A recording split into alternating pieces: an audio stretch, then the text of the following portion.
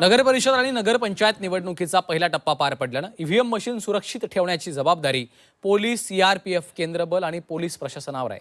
ईव्हीएममध्ये गडबड होऊ शकते या भीतीनं अनेक उमेदवार आणि विरोधी पक्षाचे कार्यकर्ते जळगावच्या धरणगाव इथं स्वतः पहारा देत आहेत. धरणगाव तहसील कार्यालयामध्ये ठेवलेल्या ईव्हीएमच्या जवळ कार्यकर्त्यांनी मंडप टाकून ठाण मांडल्याचं पाहायला मिळतंय.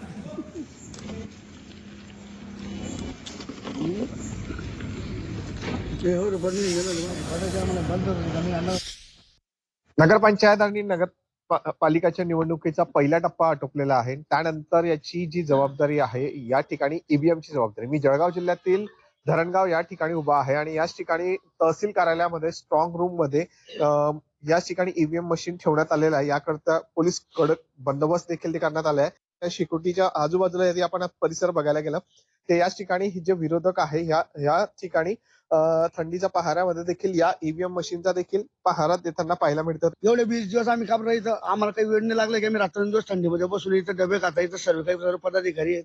आम्ही कंटिन्यू थांबले. आज रात्री काही प्रशासनाचे एवढा प्रचंड दबाव यांनी निवडणूक प्रक्रिया असताना केला.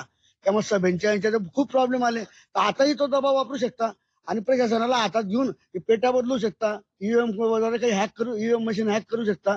आम्हाला याच्यावर शंका असल्यामुळे आम्ही कंटिन्यू 24 तास इथं बसून आहोत. सर्व 23 नगरसेवक जे उमेदवाराचे प्रतिनिधी असतील, उमेदवार असतील, नगराध्यक्ष पदाचे प्रतिनिधी, उमेदवाराचे प्रतिनिधी असतील, असे आम्ही ठाण मानून बसलेलो.